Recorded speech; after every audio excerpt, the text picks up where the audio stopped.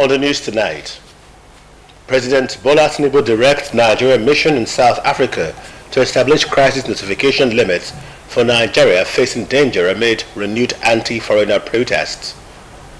Federal government bans recipients from using title doctor before their names in official and professional settings. Abroad, World Health Organization says first hantavirus case on cruise ship contracted before boarding.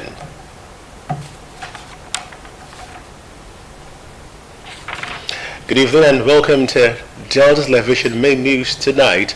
My name is Francis Ofulue. You can also follow our news online on Facebook as well as YouTube, both at Delta Broadcasting Service Asaba, or visit our website www.dbsasaba.com. And now for our stories. President Bola Tinubu has directed Nigerian missions in South Africa establish crisis notification units for Nigerians facing danger amid renewed anti-foreigner protest in that country. The directive followed a telephone conversation between the Minister of Foreign Affairs, Ambassador Bianca Odumegu-Ojukwu, and her South African counterpart, Ronald Lamola, over worsening tensions affecting Nigerians and other African nationals in South Africa.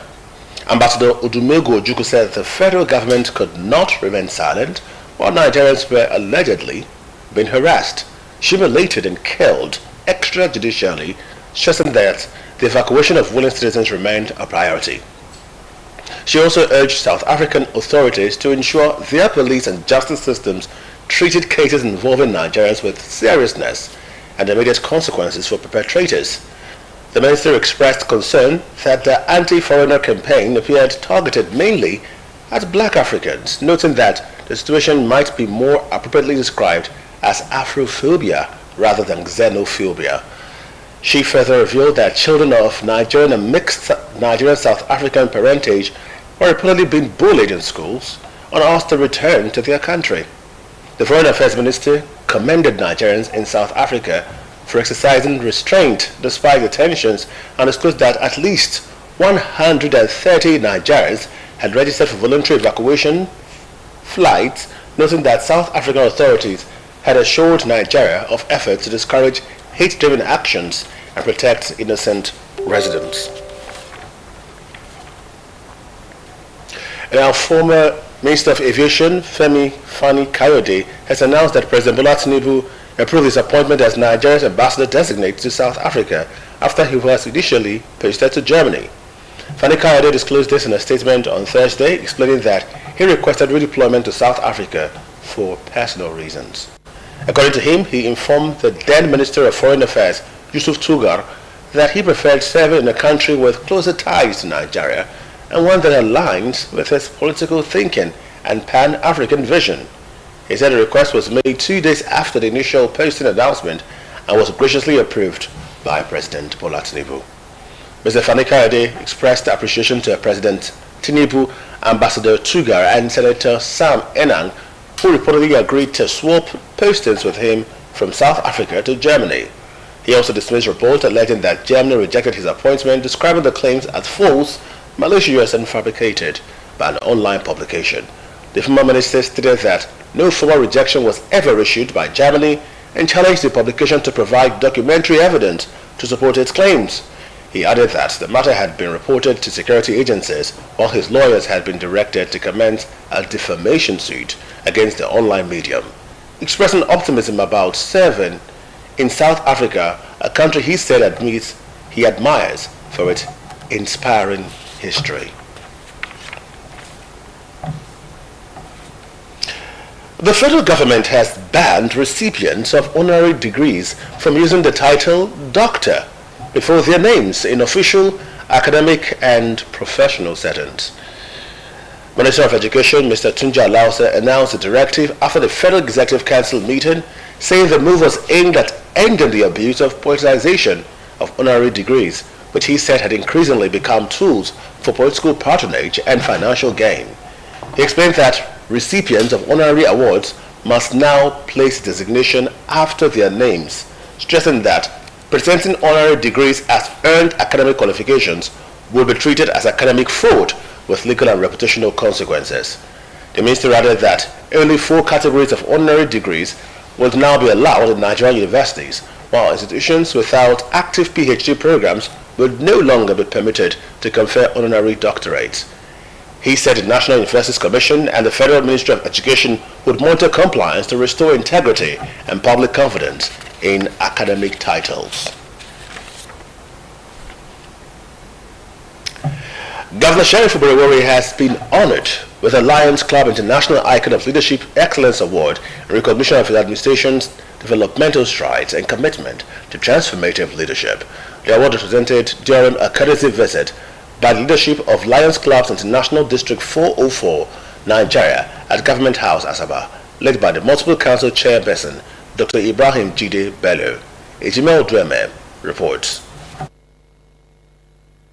The award ceremony took place during a high-profile courtesy visit by the leadership of Lions Club International District 404 Nigeria at the Government House in Asaba. The delegation was led by the multiple council chairperson, Dr. Ibrahim Jide Bello, who officially presented the award to the governor. Dr. Bello remarked that the decision to honor Governor Oborevwori was a result of a thorough assessment of his performance, particularly in the areas of security, infrastructure, and social welfare. He noted that the governor's proactive approach to governance had created a stable environment that fosters both local growth and international partnerships. He explained that the choice of the body's conversation was informed by the peaceful atmosphere, improved accessibility, and robust security architecture currently enjoyed in the state. He commended the governor for creating an enabling environment that has inspired confidence in global organizations to bring major events and investments to Delta State. Expanding on their commitment to the region, the Lions International Foundation revealed plans to launch new healthcare initiatives within the state.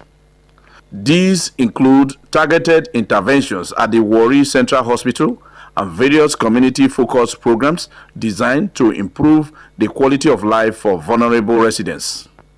In his response, Governor Oborevwori expressed his profound gratitude to the Lions Club for the impact of the Lions Eye Clinic and other medical outreach that have benefited many Deltans. The governor emphasized that his administration remains dedicated to partnering with reputable organizations to bridge the gap in essential services. I appreciate your kind invitation to mention Asaba Academic Policies. We are honored that Asaba is hosting this event for the second time, which is a clear vote of confidence in our state. Governor Oborevwori assured the delegation of the Delta State government's continued support for initiatives that promote sustainable development, realigning his administration's resolve to maintain the state's status as a secure and hospitable destination for international bodies. The event concluded with a commitment from both parties to deepen their collaboration in humanitarian service and public welfare across the state's 3 senatorial districts. Ejime Odueme reporting. The State Commissioner for Works, Rural Roads and Public Information, Mr. Charles Aniagu, has called on youth to support economic reforms and participate actively in governance. He made the call at the inauguration of the Delta State Executive of the City Boy Movement in Asaba. Mr. Aniagu described the gathering of youths under the movement as historic, noting that the youths were not only the hope of tomorrow, but are also active participants in shaping present-day Nigeria. He pointed out that the nation's economy before May 2003 was fragile, adding that reforms into student support, agriculture and job creation, while the Dangote refinery was strengthening energy security. He urged youths to engage in informed discussions on governance. The event drew youths and political stakeholders from across the country. Community members in Osesa, Ndokwa East local government area have been urged to live peacefully with one another in order to attract development and enjoy the dividends of democracy. The Special Advisor to the Governor on Peace Building and Conflict Resolution, Chief Edwin Uzo, made the call during a stakeholders meeting with members of the Osisa community following concerns over threatened peace in the area held at his office in Asaba. Henry Nogwa brings us the report. Following a petition from the Umweze quarters in Osisa over alleged threat to peace and attempt to transit from a gerontocracy system to a monarchy without proper understanding among the constituent communities. He warned that attempt to trace migration history among the people would only fuel division and crisis in the community. The special advisor urged residents to see themselves as one people and appeal to the President General of the community to carry all quarters along in decision-making processes while also bridging existing community gaps. He noted that the peace team had listened to all parties involved and would work towards restoring lasting peace by identifying areas where the community leadership defaulted. Chief Uzo further advised residents to cooperate with the President General and ensure regular attendance at community meetings whenever necessary. He also urged the people to make available all relevant documents needed by the Peace Committee and continue to live harmoniously. People to make available all relevant documents needed by the Peace Committee and continue to live harmoniously with one another. We heard from them. We dealt with the matter today. We pointed out some points that are not really good. We pointed out some points that are not really good for the PG. We've also advised them on how they must work together. But meanwhile, we've asked them to submit to us all relevant documents that they've quoted, so that in our next meeting, we're able to nail the matter finally. Earlier, stakeholders from the community presented their grievances and narrated their sides of the dispute. While commending the Delta State government for its prompt intervention in the matter, they also pledged to maintain peace and support all efforts aimed at restoring unity and stability in Osisa community. We'll go back to our community now. We'll go back to our community now. Talk to the elders, and we'll go back. Talk to the elders, and we'll go back to the drawing board. We'll get this better. Today's meeting was very fine. They tried very well, and there was peace. And I prayed that God Almighty is going to give us more peace in this issue at hand. Truth, they say, is always prevailing, no matter how long it will take. The special advisor just said the whole truth about what we are suffering, and you saw that everybody was happy at the end of this meeting. In fact, we are very, very happy. Very, very happy. We pray that this peace will return to our community, because we are not saying we don't need the king, but let everybody be carried along. Henry Onogwa reporting.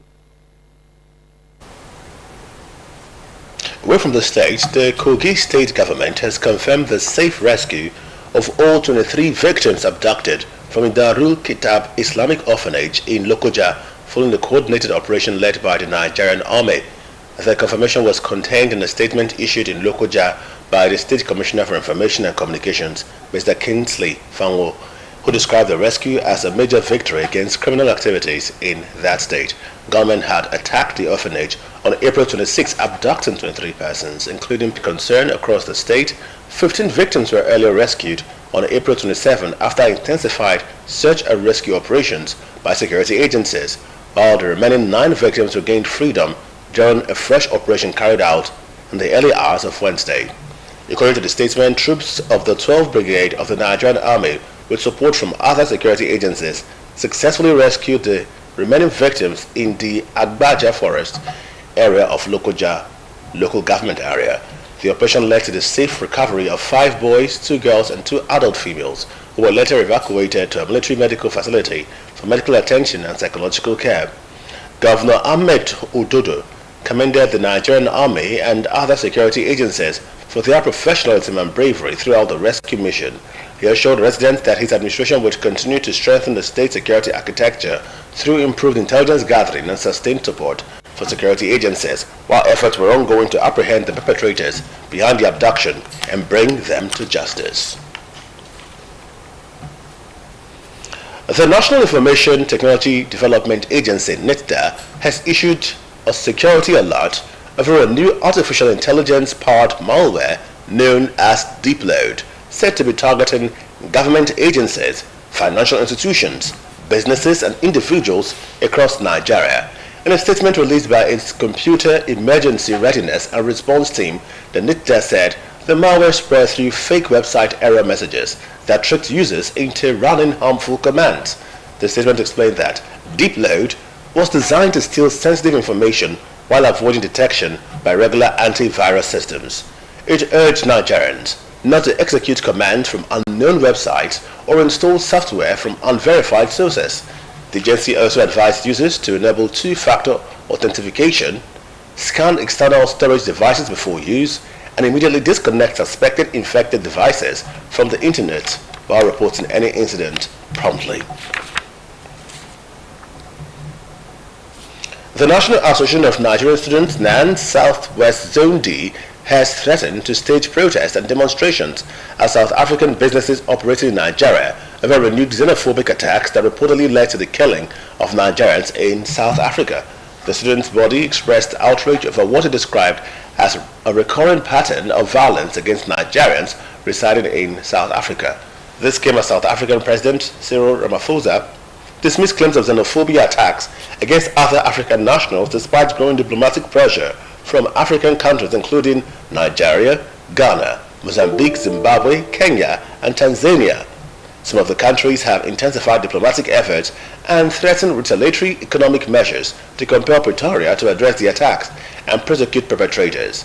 In a statement signed by the Southwest Zone Coordinator, Comrade Adeyemo Josiah Koyode, NAN said it was mobilizing members for peaceful demonstrations and mass advocacy targeting South African-linked companies in Nigeria, including MTN Group and MultiChoice Group.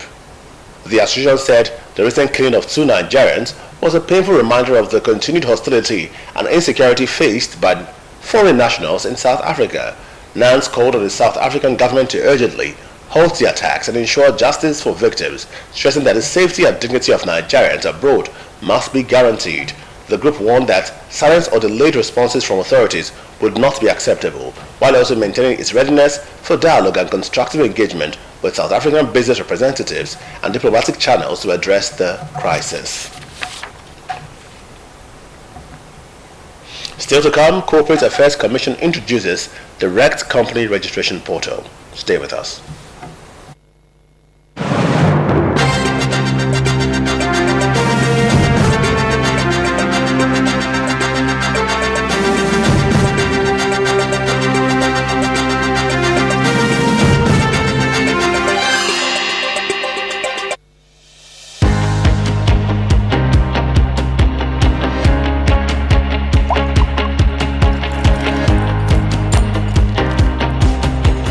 Cadbury 3-in-1 hot chocolate, the treat you deserve. Some say learning is fun, but as a mom, I see how demanding it can be for my child. That's why I ensure he starts every day.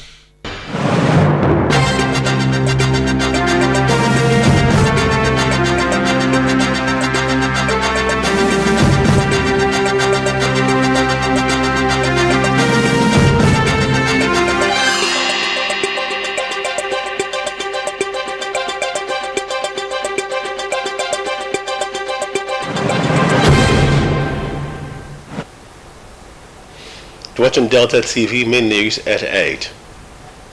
The World Health Organization WHO has stated that the first confirmed hantavirus case aboard the MV Hondius cruise ship could not have been contracted during the voyage, according to WHO expert Anais Legand.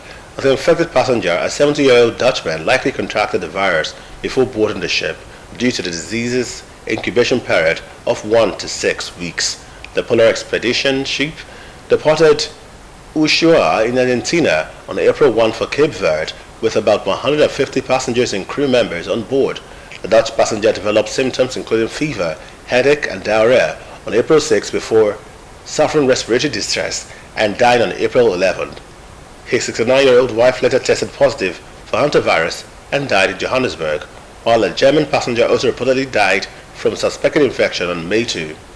WHO disclosed that out of 8 confirmed and suspected cases linked to the ship, 2 passengers receiving treatment in Johannesburg and Zurich tested positive for the Andes virus strain, while 3 suspected cases were evacuated to the Netherlands.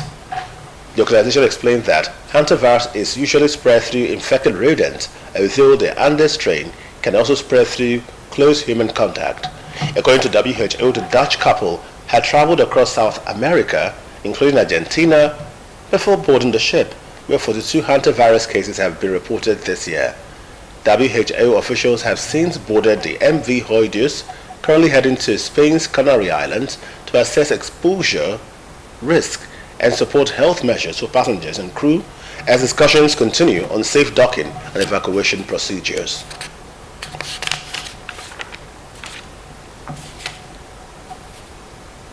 The United States is awaiting Iran's response to its latest proposal aimed at ending the ongoing Middle East war and reopening the Strait of Hormuz, a vital global oil and gas shipping route.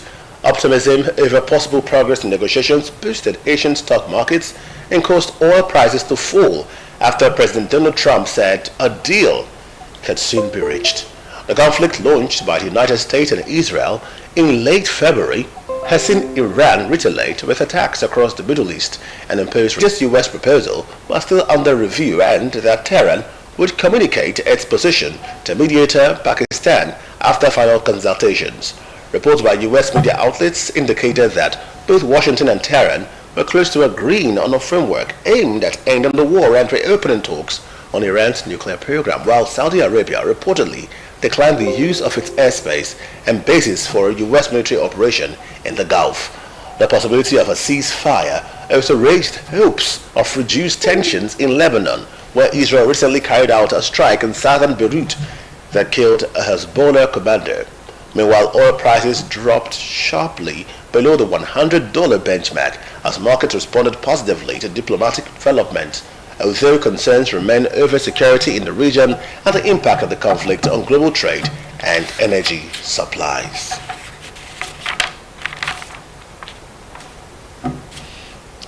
And back home, the service at the Redeemed Christian Church of God, Zion Square Mega Parish in Araka, Ethiop East local government area. The report.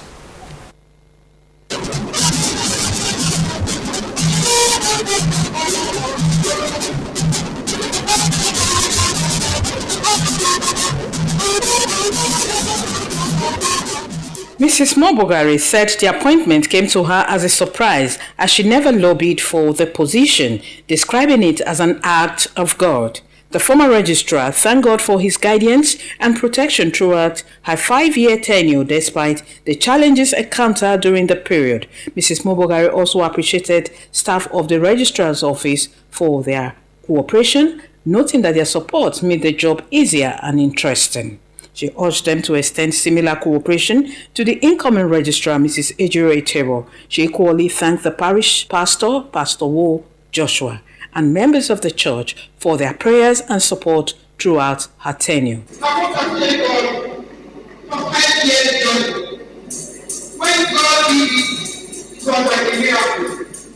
In an interview, the confidential secretary and administrative officer in the office, Mr. Chukudi Opune and Mrs. Josephine Otunade, praised the former registrar for her competence, motherly disposition, and kindness to staff. She liked to fit our initiative, our counsel, while handling her. It's a woman who trusted me and the entire office. She's a game changer. And I mean she's a game changer. She does not accept defeat easily because she knows that with God, all things are possible. Highlight of the occasion was the formal handing over ceremony by Mrs. Mobogari to the new registrar, Ejiro Etebo.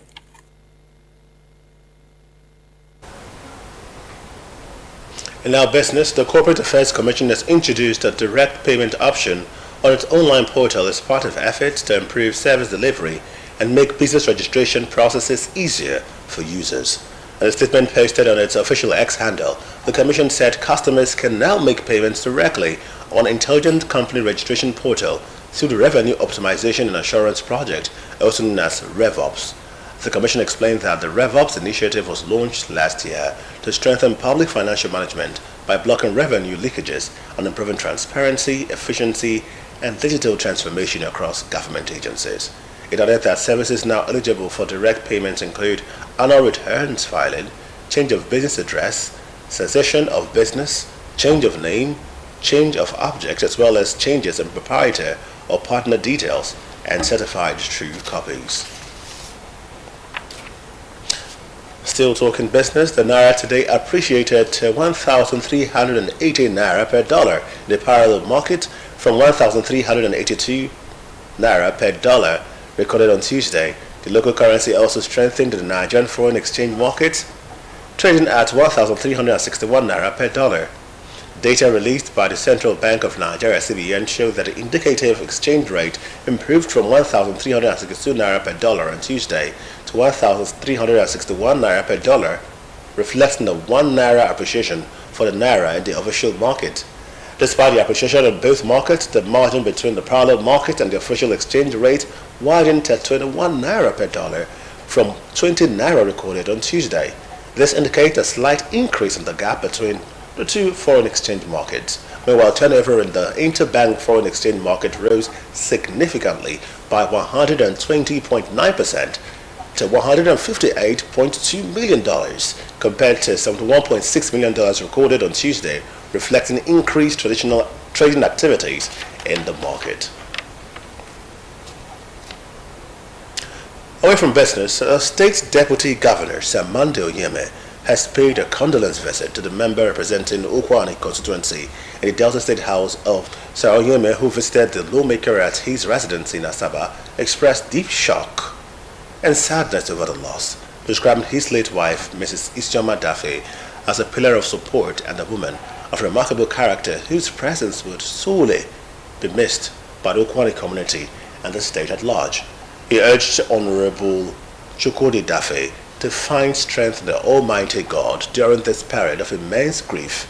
The Deputy Governor said, though she lived for 50 years, she lived an impactful life and a legacy of kindness.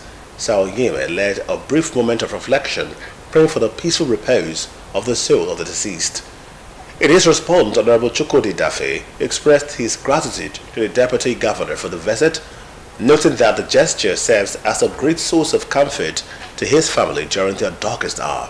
The visit was attended by some government officials, party stalwarts and community leaders, including the member representing Ndokwa Okwani Federal Constituency of Representatives, Honorable Nnamdi Ezechi, Honorable Charles Emetulu, member representing Ndokwa West Constituency in the State House of Assembly, among others.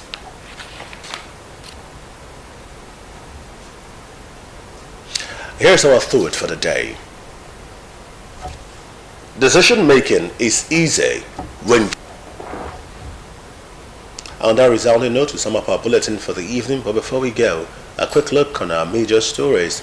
President Bola Tinubu has directed Nigerian missions in South Africa to establish crisis notification units for Nigerians facing danger amid renewed anti-foreigner protest in the country. The directive followed a telephone conversation between the Minister of Foreign Affairs, Ambassador Bianca Odumegu Ojukwu, and her South African counterpart, Ronald Lamola, over worsening tensions affecting Nigerians and other African nationals in South Africa.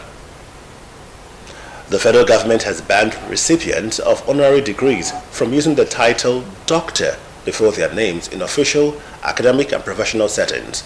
Minister of Education, Mr. Tunji Alauza, announced a directive after a Federal Executive Council meeting, saying the move was aimed at ending the abuse and politicization of honorary degrees. And from the foreign scene, we reported that the World Health Organization, WHO, has stated that the first confirmed hantavirus case aboard the MV Hondios cruise ship could not have been contracted during the voyage. According to WHO expert Ananias Legand, the infected passenger, a 70-year-old Dutchman, likely contracted the virus before boarding the ship due to disease incubation during the incubation period of 1 to 6 weeks. Remember, you can also follow our news online on Facebook and YouTube at Delta Broadcasting Service Asaba, or visit our website www.dbsasaba.com. That's the news. Many thanks for watching. I'm Francis Ofulue. Good evening.